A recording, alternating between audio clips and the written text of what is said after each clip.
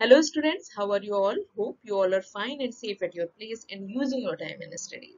So students, जैसा कि आपको पता ही है कि हम लोग सीटेट की तैयारी कर रहे हैं थ्रू दिस प्रेजेंटेशंस। तो इसमें भी हम पार्ट 2 पे बात कर रहे हैं सीटेट के पेपर 2, जिसमें कि हम सोशल साइंस सोशल स्टडी पे अपना फोकस कर रहे हैं। और उसके अभी फर्स्ट और सेकंड सेक्शन बाकी है। मैंने स्टार्ट किया है सेक्शन 3 से, जिसपे कि हम सोशल एंड पॉलिटिकल लाइफ पे बात कर रहे हैं। तो इसकी कुछ प्रेजेंटेशन आपको मेरे चैनल पे मिल जाएंगी। लेकिन आज जो हम बात करेंगे वो डेमोक्रेसी का पार्ट 2 करेंगे, जिसमें कि हमने जो बात करी है लोकतंत्र का पार्ट 1 उससे रिलेटेड, और आज का जो चैप्टर हम पढ़ेंगे उससे रिलेटेड कुछ एमसीक्यूज भी आज हम डिस्कस करने वाले हैं। तो एक चीज और मैं यहाँ पे स्टूडेंट आप लोग से रिक्वेस्ट करना चाहती हूँ कि आपसे रिलेटेड जो लोग हैं, लाइक जो लोग सीटेट या टेट की तैयारी कर रहे हैं, तो प्लीज आप उनको ये लिंक शेयर करिए, ताकि मैं ज्यादा से ज्यादा लर्नर से कनेक्ट हो सकूं और ये जो आपकी प्रिपरेशन है उसमें थोड़ी सी मदद अपनी तरफ से कर सकूं। ठीक है, तो चलिए स्टार्ट करते हैं डेमोक्रेसी का पार्ट 2। स्टूडेंट, आज का जो प्रेजेंटेशन है उस पे हम डीपीएसपी पे भी बात करेंगे, लेकिन इस पे स्टार्ट करने से पहले मैं ये बता देना चाहती हूँ कि डेमोक्रेसी का जो पार्ट 1 है, जो कि आप लोग से शेयर हो चुका है, उसमें जो मैंने बात करी है वो Indian democracy, types of democracy, कब इसका इजाद हुआ, कहाँ से इजाद हुआ, इसके बारे में हमने चर्चा कर रखी है। तो अब हम इंडियन कॉन्स्टिट्यूशन का ही एक पार्ट है डीपीएसपी, जो कि कॉन्स्टिट्यूशन के पार्ट 4 में पाया जाता है, उस पे हम बात करेंगे, जिसका फुल फॉर्म होता है directive principle of state policy. ठीक है, तो सबसे पहले ये जानते हैं कि एग्जैक्टली है क्या, इसमें किन किन चीजों के बारे में जिक्र किया गया है। तो स्टूडेंट, यहाँ पे आप जैसे कि देख सकते हो, सबसे पहला पॉइंट है वो ये कह रहा है कि it inspired by Irish constitution. जो इरिश का संविधान है उससे जो हमारा डीपीएसपी है वो इंस्पायर्ड है, और ये हमारे कॉन्स्टिट्यूशन के पार्ट 4 में इसको इंक्लूड किया गया है, यानी कि वहां पे इसका डिस्क्रिप्शन बताया गया है। And it ensure social and economical justice of all it's citizen. जो इसका पर्पस है वो ये है कि भारत के जितने भी नागरिक हैं उनको सामाजिक और आर्थिक रूप से न्याय प्राप्त हो। Then guide for state for framing law and policies for collective good. और ये जो राज्य है उसको इस प्रकार मदद करता है कि वो सभी के कल्याण के लिए ऐसे लॉ बनाए, ऐसी पॉलिसी बनाए जो कि सभी का एक तरीके से भला जिसमें समाहित हो। एंड फिफ्थ पॉइंट कहता है focus on universalization of education, यानी कि शिक्षा के सार्वभौमिकरण पे ये फोकस करता है। एबोल्यूशन ऑफ चाइल्ड लेबर, यानी कि बाल श्रम को एक तरीके से उसके विरोध में बात करता है। And improvement in the status of women, यानी कि जो महिलाएं हैं उनके स्तर में इम्प्रूवमेंट लाने के लिए, उनके उसके उनके स्तर को सुधारने में जो आपका डीपीएसपी है वो बहुत ज्यादा अपनी तरफ से जोर देता है।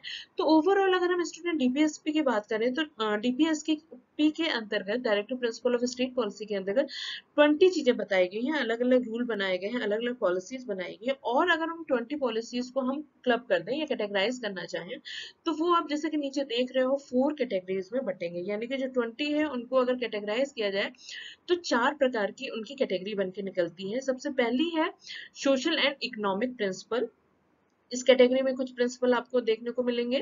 दूसरा है गांधीयन गांधीयन तो गांधीयन की कैटेगरी में भी आपको कुछ प्रिंसिपल मिलेंगे। इंटरनेशनल पीस एंड सिक्योरिटी, अभी जैसे कि हम लोग ने बात किया, it ensure social and economic justice of all it's citizen, यानी कि एक स्टेट की ऐसी पॉलिसी है जो कि उस स्टेट्स के लिए भलाई के बारे में काम करती है, लेकिन फिर भी ये इंटरनेशनल पीस एंड सिक्योरिटी की भी बात अपने में करती है। और साथ ही साथ जो लास्ट कैटेगरी है वो है मिसलेनियस की, जिसमें कि विभिन्न प्रकार की चीजें हमें देखने को मिलेंगी। तो ओवरऑल जो आपका डीपीएसपी है, directive principle of state policy, वो 4 कैटेगरीज में डिवाइड होता है। ठीक है, आइए इसमें और देखते हैं कि डेमोक्रेसी के पार्ट 1 में हमारे कॉन्स्टिट्यूशन में और क्या चीजें कही गई हैं। स्टूडेंट, हमने जस्ट अभी डीपीएसपी के बारे में देखा। डेमोक्रेसी के पार्ट 1 में हमने फंडामेंटल राइट एंड ड्यूटीज के बारे में जाना था, टाइप्स ऑफ डेमोक्रेसी के बारे में जाना था। अब एक और इम्पोर्टेंट चीज है जो कि हमारे कॉन्स्टिट्यूशन का पार्ट है, उसके बारे में हमें जानना बहुत जरूरी है, और वो है सिंगल इंटीग्रेटेड जुडिशियल सिस्टम। जो भारत का लोकतंत्र है, जो डेमोक्रेसी है, उसकी एक बहुत अच्छी क्वालिटी है, वो ये है सिंगल इंटीग्रेटेड जुडिशियल सिस्टम। जैसे कि आप नाम से भी समझ रहे हो कि जो भी आपकी न्यायिक व्यवस्था है वो सिंगल इंटीग्रेटेड है, यानी एक दूसरे में वो समाहित ही है। ठीक है, तो ये जुडिशरी सिस्टम के बारे में ये कह रहा है, judiciary is independent and impartial neutral in letter and spirit. जो आपकी जुडिशरी है वो इंडिपेंडेंट है, स्वतंत्र है, उस पर किसी का हस्तक्षेप या दबाव नहीं है। And free from any influences of the executive and the legislative, यानी कि कार्यपालिका और विधान पालिका है उससे ये एक प्रकार से फ्री है, उसके दबाव में ये अपना काम नहीं करती है। तो इंडियन जुडिशरी सिस्टम को अगर हम डिफाइन करना चाहें तो आप यहाँ पे देख रहे हो साइड में एक पिरामिड बना है, इसको भी जो इंडियन जुडिशरी सिस्टम है उसको पिरामिड के फॉर्म में ही प्रदर्शित किया जाता है। सबसे ऊपर होता है सुप्रीम कोर्ट, देन होता है हाई कोर्ट एंड देन होता है लोअर कोर्ट। और इंडिया के किसी भी सिटीजन को अपनी बात कहने के लिए सबसे पहले लोअर कोर्ट में बात जाती है, अगर वहां पे काम नहीं बनता है तो वो हाई कोर्ट जा सकता है, हाई कोर्ट में अगर काम नहीं बन सकता है तो वो अपनी बात को कहने के लिए सुप्रीम कोर्ट जा सकता है। तो पूरा ये जो चेन है ये इंटीग्रेटेड है और एक दूसरे पे एक तरीके से एक दूसरे की भलाई के लिए काम करते हैं। और साथ ही साथ जो हम अपने कॉन्स्टिट्यूशन में एक चीज और देख रहे हैं वो है सिंगल सिटीजनशिप, यानी कि जो नागरिक है उनको जो अधिकार दिया है वो सिंगल नागरिकता का हमारे कॉन्स्टिट्यूशन संविधान में दिया गया है। ये कहता है कि right to seek and get employment anywhere, यानी कि जो भारत के नागरिक हैं उनको ये अधिकार दिया गया है कि वो भारत के किसी भी क्षेत्र में किसी भी राज्य में आप नौकरी कर सकते हो, वहां पे आप अपना रोजगार कर सकते हो, anywhere in the country and enjoy all right as local citizen. और आप वहां पे रहते हुए किसी भी स्टेट में जाइए, आप वहां रह के काम कर सकते हैं और साथ ही साथ वहां के लोकल सिटीजन कहलाने के साथ ही आप वहां के जितने भी राइट हैं, यानी कि इंडिया के जो जो राइट्स बताए गए हैं उनको एंजॉय कर सकते हो, उसका यूज कर सकते हो। लेकिन एक चीज और जो हमारे कॉन्स्टिट्यूशन में बताई गई है वो ये है कि we can not acquire citizenship right of any other country, लेकिन हम किसी और देश की सिटीजनशिप तब तक नहीं ले सकते without first surrendering the Indian citizenship, जब तक हम इंडियन सिटीजनशिप को एक तरीके से सरेंडर नहीं करते थे, यानी कि समाप्त नहीं करते थे, तब तक हम दूसरे देश की जो सिटीजनशिप है उसको नहीं ले सकते हैं। तो ये कुछ और इम्पोर्टेंट पार्ट हमने अपने डेमोक्रेसी के पार्ट 2 में देखा। स्टूडेंट ये ओवरऑल जो आपका चैप्टर था जो सीटेट के अंतर्गत बताया गया है वो अब कंप्लीट होता है। और एक चीज और मैं यहाँ पे आपको बता देना चाहती हूँ, जो कि अभी हम लोगों ने डीपीएसपी के बारे में बात की, directive principle of state policy, उसकी डिटेल लिंक यानी कि जो उसका मैंने प्रेजेंटेशन ऑलरेडी अपने चैनल पे अपलोड करा हुआ था, उसकी लिंक मैं आप लोग से शेयर करूंगी ताकि आपको जो 20 डीपीएसपी उसके बारे में भी पता चल जाए, because being a citizen of India हमें इन पॉलिसीज के बारे में जानना बहुत जरूरी है। तो मैं उसका लिंक शेयर करूंगी, प्लीज आप उसे भी विजिट करिए। तो आइए अब हम बात करते हैं डेमोक्रेसी के पार्ट 1 एंड आज जो हमने बात करी उन दोनों से रिलेटेड कुछ एमसीक्यूज। तो अगेन वैसे ही करेंगे, क्वेश्चंस होंगे और लास्ट में आपको उसके आंसर्स मिलेंगे। So students your question and answer round is start.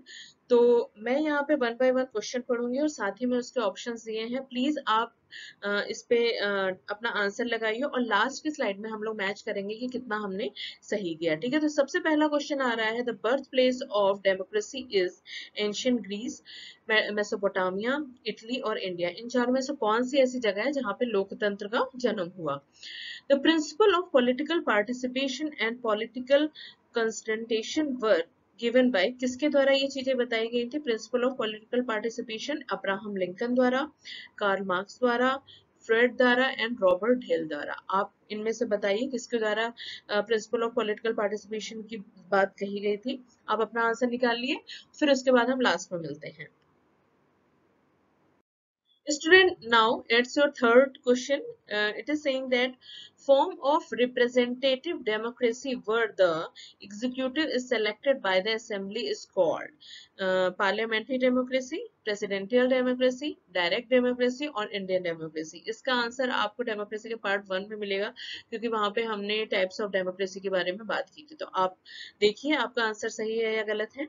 And fourth question is presently how many fundamental right are there in the constitution of India, यानी कि वर्तमान में कितने हमारे जो मूलभूत अधिकार है वो हैं, 7 हैं, 8 हैं, 9 हैं या 6 हैं। आप बताइए इसमें से कौन सा सही आंसर है, फिर हम चेक करते हैं।